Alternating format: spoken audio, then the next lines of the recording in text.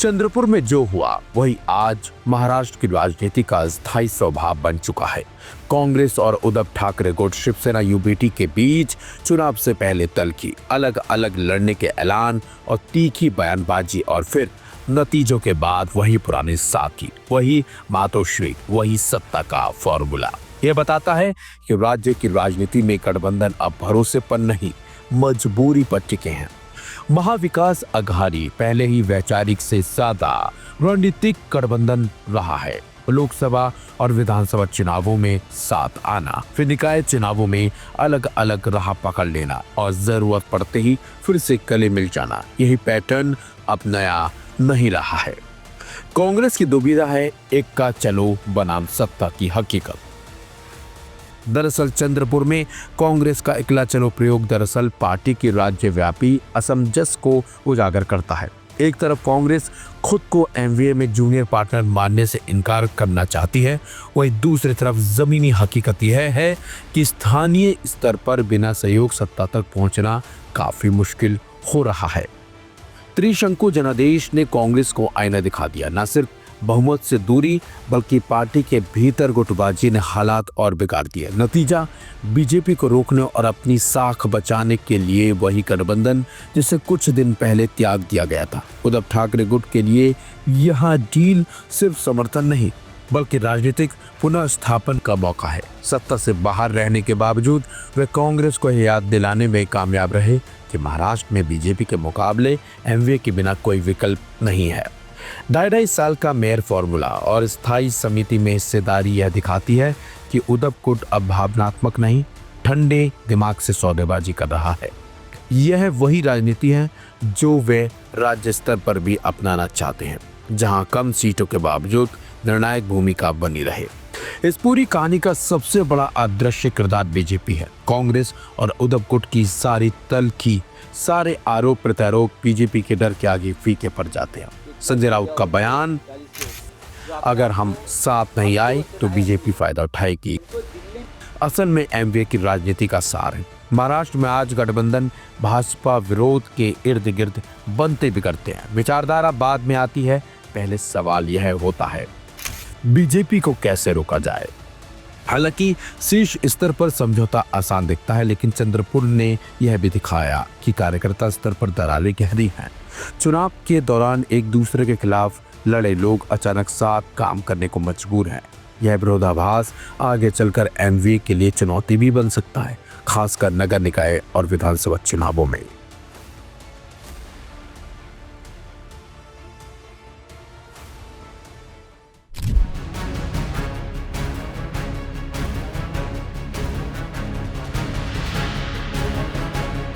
महाराष्ट्र में हाल ही में संपन्न हुए महानगर पालिका चुनाव में एआईएमआईएम का बढ़ता प्रभाव और विशेषकर मुंब्रा की नवनिर्वाचित पार्षद सहर शेख के बयानों ने महाराष्ट्र की राजनीति में नई हलचल पैदा कर दी है।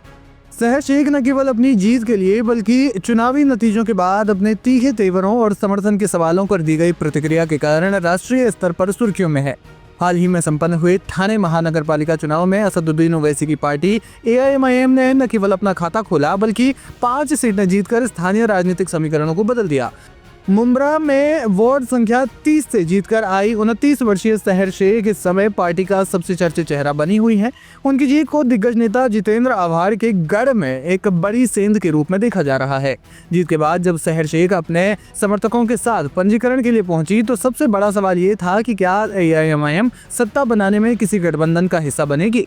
सहर शेख ने इस सवाल पर बेहद सधा हुआ और रणनीतिक जवाब दिया। उन्होंने स्पष्ट रूप से कहा कि अभी हमने डिसाइड नहीं किया है, आपको जल्द पता चल जाएगा। उन्होंने आगे कहा, आज हमारा रजिस्ट्रेशन हुआ है और हम बहुत खुश हैं। अभी आगे हमें बहुत काम करना है। हमारी पार्टी के जितने भी उम्मीदवार जीते हैं सब ने एकजुट होकर पंजीकरण कराया है। कहा जा रहा है कि एआईएमआईएम वेट एंड वॉच की रणनीति में है। एआईएमआईएम ने अभी सभी विकल्प खुले रखे हैं। सहर शेख की जीत के बाद एक वीडियो तेजी से वायरल हुआ जिसमें वो अपने समर्थकों से कहती हुई दिख रही थी कि अगले 5 साल में मुंब्रा को पूरी तरह से हरे रंग में रंग दिया जाएगा। इस बयान पर भाजपा और एकनाथ शिंदे की शिवसेना ने तीखी प्रतिक्रिया दी और इसे सांप्रदायिक ध्रुवीकरण की कोशिश बताया। भाजपा नेता किरीट सोमैया ने उनके खिलाफ पुलिस में शिकायत भी दर्ज करवाई। विवाद बढ़ता देख सहर शेख ने मोर्चा संभाला और विपक्षी दलों पर उनके शब्दों को तोड़ने मरोड़ने का आरोप लगाया। उन्होंने तर्क दिया कि मैंने हरी रंग की बात इसलिए की क्योंकि वो मेरी पार्टी यानी AIMIM के झंडे का रंग है। अगर मेरी पार्टी का रंग भगवा या पीला होता तो मैं उस रंग की बात करती। यस, इसीलिए बढ़ावा देने की कोशिश कर रहे हैं क्योंकि हमारा झंडा जो है वो हरा रंग का है। अगर मेरा झंडा येलो होता, ऑरेंज होता, भगवा होता तो फिर मैं अपने झंडे का वो कलर बोलती, बट क्योंकि मेरा झंडा फॉर्चुनेटली हरा है तो मैं हरा रंग रंगना चाहूंगी मुमरा में, मैं फिर से ये बोलूंगी।